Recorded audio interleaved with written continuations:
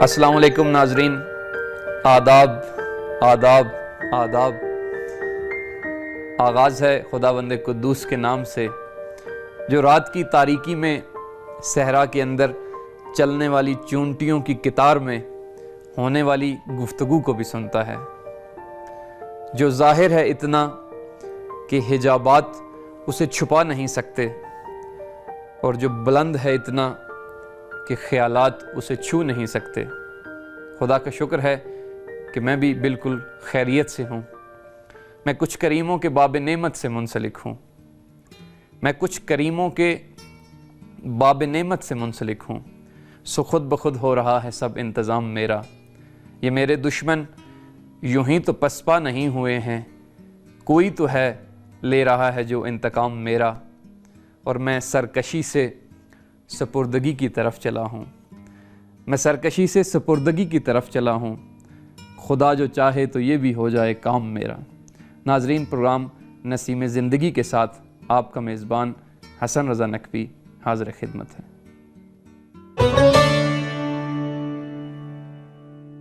जी नाजरीन, आज हम अपने प्रोग्राम में बात करेंगे औलाद सहले के हवाले से कि इंसान, बहुत से लोग हैं वो अपनी ज़िंदगी में इन्वेस्टमेंट जो है वो अपने घर को बनाना, कोठी, कार, बंगला, बैंक बैलेंस, आईफोन, पता नहीं क्या क्या चीज़ें जो है वो अपनी ज़िंदगी की तरजीहात में रखते हैं और ये समझते हैं कि ये उनकी इन्वेस्टमेंट है। और ख़वातीन मामूलन जो है वो सोने को, ज्वेलरी को, गोल्ड को या ऐसे जवाहरात को जो है वो अपने पास रखती हैं कि बुरे वक्त में जब ज़रूरत पड़े तो वो भी उनकी इन्वेस्टमेंट में शुमार हो। और बहुत सी ऐसी चीज़ें आजकल के माशरे में इन्वेस्टमेंट के अंदर शुमार होती हैं, यानी सरमायाकारी के एतबार से। लेकिन मैं ये समझता हूँ कि इंसान की सबसे बड़ी इन्वेस्टमेंट उसकी वो औलाद है कि जिसकी वो दीनी और इस्लामी कदरों के मुताबिक तरबियत करता है और छोड़ के जाता है। जब इंसान साले औलाद को अपने पीछे छोड़ के इस दुनिया से रुखसत हो तो ये इतनी बड़ी इन्वेस्टमेंट है कि वो इस दुनिया में भी अपने उन वालिदैन के नाम को ज़िंदा रखती है और आखिरत के लिए भी उनके लिए एक सदका जारिया जो है वो समझा जाता है। तो आज के प्रोग्राम में हम इंशाअल्लाह औलाद सहले के एतबार से गुफ्तगू करेंगे कि किस तरह वालिदैन सहले औलाद के लिए अपना किरदार अदा कर सकते हैं और बच्चों की तरबियत के लिए कौन कौन सी चीज़ें उनके ऊपर असरअंदाज होती हैं। और आज जब हम एक जदीद माशरे के अंदर जहाँ चारों तरफ टेक्नोलॉजी मौजूद है, मुख्तलिफ़ किस्म की यलगारें मौजूद हैं, मादियत परस्ती मौजूद है, इस ज़माने में इस माशरे के अंदर किस तरह हम अपने बच्चों की सही तरबियत कर सकें ताकि वो माशरे के अंदर सहले फ़र्द के तौर पे जो है वो अपना किरदार अदा कर सकें। इसके ऊपर हम आज तफसीली बात करेंगे। यहाँ पे एक छोटा सा हिस्सा प्रोग्राम में शामिल करते हैं, मिलते हैं इसके बाद, हमारे साथ रहिएगा।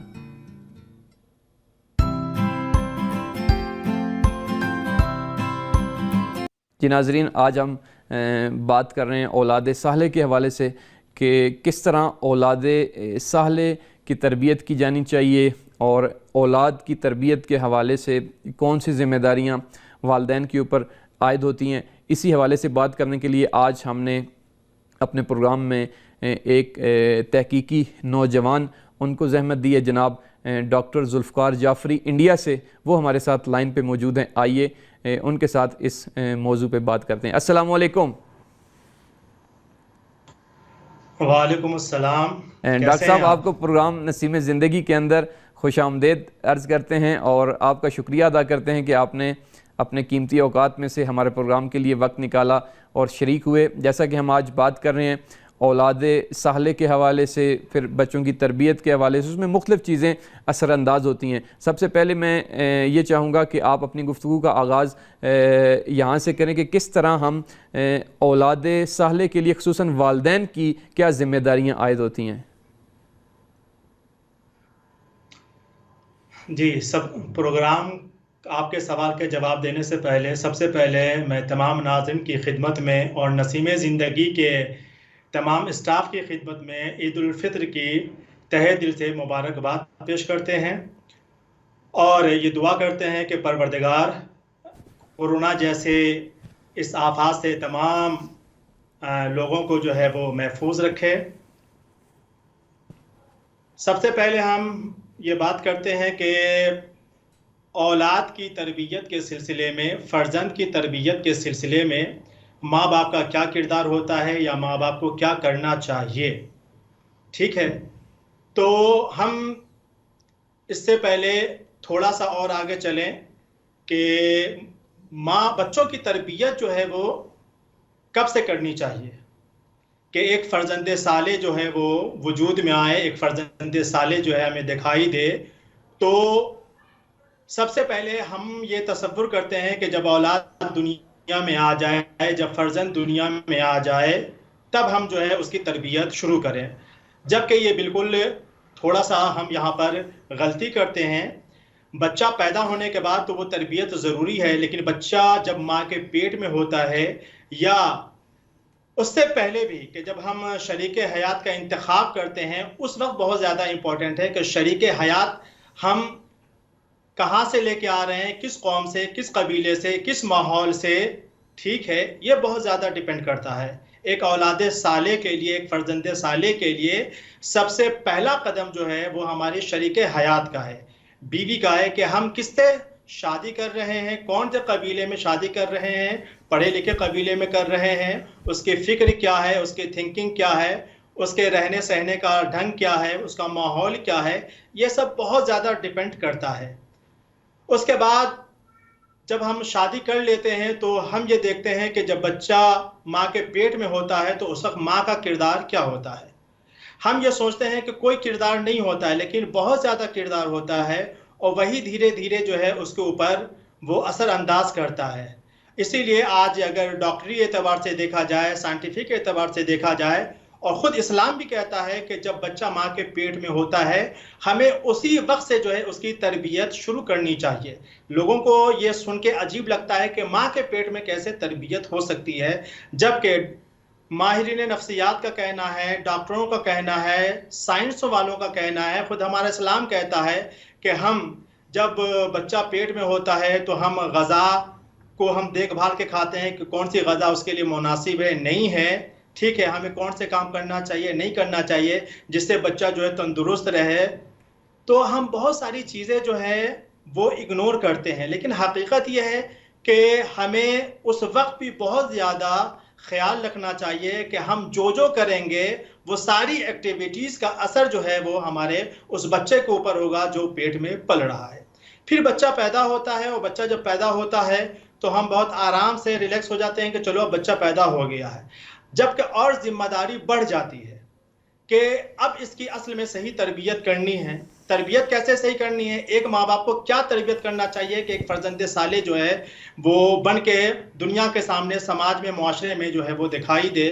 तो सबसे पहली मंजिल बहुत जल्दी मैं अर्ज़ करना चाहता हूँ कि सबसे अच्छा ये है कि उसका नाम रखे।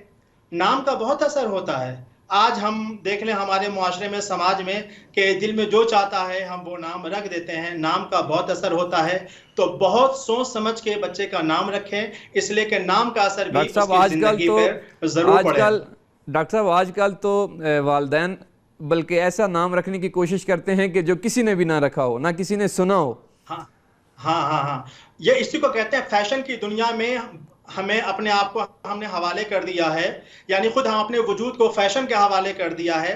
और फिर जब असरात उसके गलत दिखाई देते हैं तो वो ये सोचते हैं कि हमने तो बच्चे को बहुत अच्छा खिलाया पिलाया था, हमने तो बच्चे को बहुत अच्छी तरीके से ये बच्चा कैसे गलत रास्ते पे चला गया। मैं आता हूँ धीरे धीरे उस मंजिल पर। दूसरा है लिबास। देखिए, लिबास कैसे पहनाना चाहिए, रंगों का इंतखाब कैसा होना चाहिए, ये भी बहुत ज़्यादा उसकी तरबियत पे असर अंदाज होता है। लेकिन हमारा क्या है, हम बच्चों को फुल छूट देते हैं कि भैया उसकी ज़िंदगी है, जो चाहे करे। नहीं भाई, अभी आप उसकी तरबियत कर रहे हैं। आप एक जब पेड़ लगाते हैं, एक दरख्त लगाते हैं, तो क्या लगा के छोड़ देते हैं?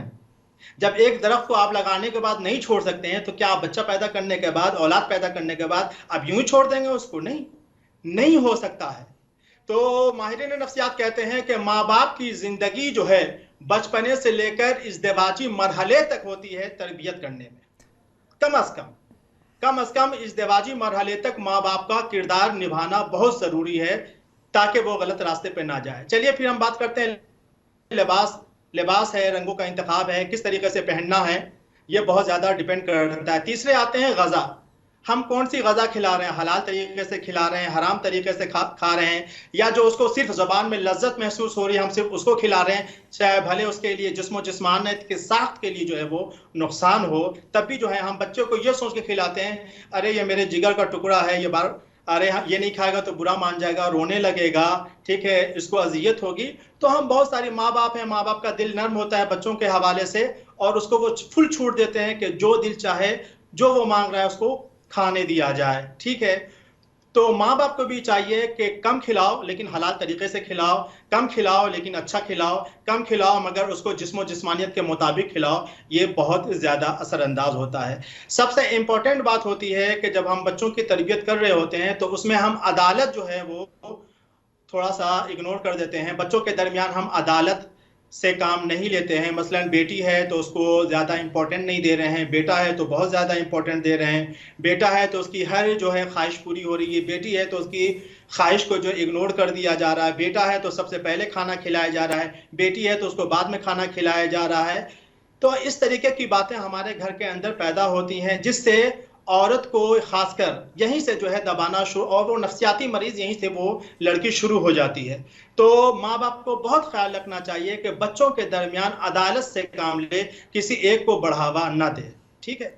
उसके बाद बच्चों के जज्बात आते हैं। बच्चों के जज्बात की ज़रूर कदर करें, बच्चों के जज्बात की ज़रूर कदर करें, और अगर आप जज्बात की कदर नहीं करते हैं तो बच्चा वहीं से दूसरे ट्रैक पे जाना शुरू हो जाता है। तो माँ बाप को चाहिए कि बच्चों के जज्बात को महसूस करे, बच्चों के जज्बात को समझने की कोशिश करे, बच्चों के जज्बात का ख्याल करे, और फिर उसी एतबार से उसका हल निकालने की कोशिश करे।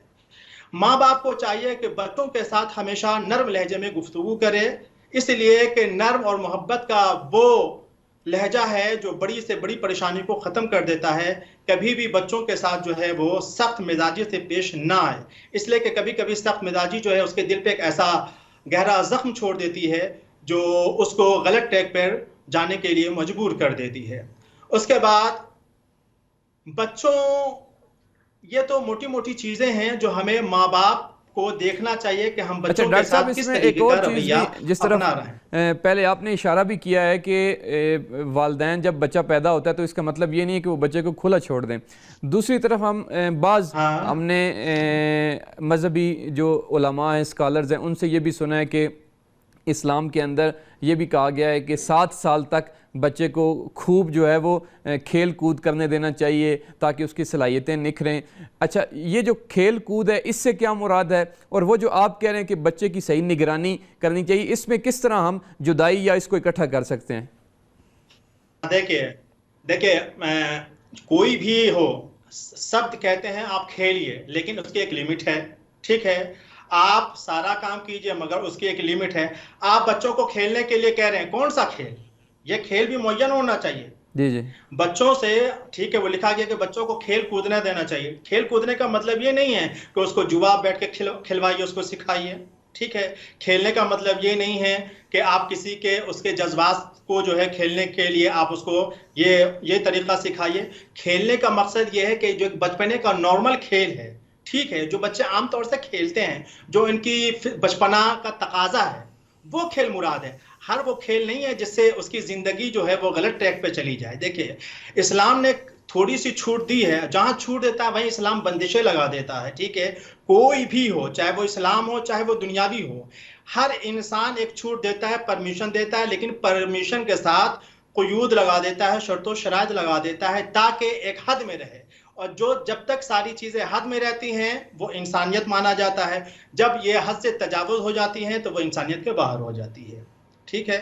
तो अब मैं एक सवाल और आगे मैं बढ़ाना चाहता हूँ अपनी बात को, जी जी, कि बाज़ बच्चों का ये कहना है कि माँ बाप ने मेरी तरबियत नहीं की, मेरी तरबियत नहीं की। अगर तरबियत की होती, ठीक है, मेरे माँ बाप अगर जो है वो पैसे वाले होते, मेरे माँ बाप जो है वो आन बान वाले होते, शान शौकत वाले होते, नेता होते, मसलन लीडर होते, ठीक है, किसी अच्छे स्टेज पे होते, कोई अच्छा स्टेटस होता तो आज हम भी किसी मकाम पे होते। मैं एक बात उन बच्चों के लिए अर्ज करना ज़रूरी समझता हूं कि आप पूरी दुनिया के बड़े से बड़े स्कॉलर की किताबें पढ़ लीजिए, इस हवाले से, तरबियत के हवाले से सब ने आखिर में लिखा है कि माँ बाप की तरफ से सबसे बड़ा अनमोल तोहफा, ठीक है, सबसे बड़ी दौलत तरबियत होती है। अगर माँ बाप ने औलाद की तरबियत कर दी है तो समझिए दुनिया के सबसे बड़े खजाने की चाबी आपको दे दी है, और औलाद को कोई शिकायत करने का हक नहीं है कि मेरे माँ बाप के पास पैसा नहीं था वरना मैं भी तरक्की कर लेता। अरे माँ बाप ने वो कुंजी दी है जिससे दुनिया के सारे खजाने के ताले की चाबी आप खोल सकते हो। जी बहुत बहुत शुक्रिया जनाब डॉक्टर जुल्फ़कार जाफ़री साहब आपका कि आपने अपने कीमती औकात में से वक्त निकाला और बहुत खूबसूरत नुकात खुसूसन तरबियत औलाद के हवाले से और मौजूदा जो मुख्तलिफ वालदैन के भी हता जहनों के अंदर इबाहमात मौजूद थे, आपने कोशिश की है कि वो भी दूर किए जाएँ तरबियत औलाद के हवाले से। हम आपका बहुत शुक्रिया अदा करते हैं और उम्मीद करते हैं कि आइंदा भी आप हमारे प्रोग्राम में शरीक होते रहेंगे। अपना ढेर सारा ख्याल रखिएगा। खुदा हाफिज़। ठीक है, शुक्रिया, बहुत बहुत शुक्रिया आपका। जी नाजरीन, जनाब डॉक्टर जुल्फ़कार जाफ़री साहब हमारे साथ इंडिया से मौजूद थे। आप असिस्टेंट प्रोफेसर हैं पंजाब यूनिवर्सिटी के अंदर और ख़ूबसूरत अंदाज में आप वालदैन की जो ज़िम्मेदारी हैं ख़ुसूसन बच्चों की तरबियत के एतबार से उस हवाले से भी ज़िक्र कर रहे थे। और उसमें से एक खूबसूरत बात जो आपने की वो बच्चों के जज्बात की कदर करना है, कि बच्चों के जो जज्बात हैं उनको आप मुलाहिज़ा करें, उनको देखें बच्चे क्या कहना चाह रहे हैं। और मुझे वो अहमद नदीम कासमी साहब का एक मारूफ़ ज़माना शेर जज्बात के हवाले से याद आ गया। कासमी साहब कहते हैं कि जज्बे का खून फितरत इंसान का खून है, जज्बे का खून फितरत इंसान का खून है, ऐसा जो जी भी चाहे तो ऐसा न कीजिए।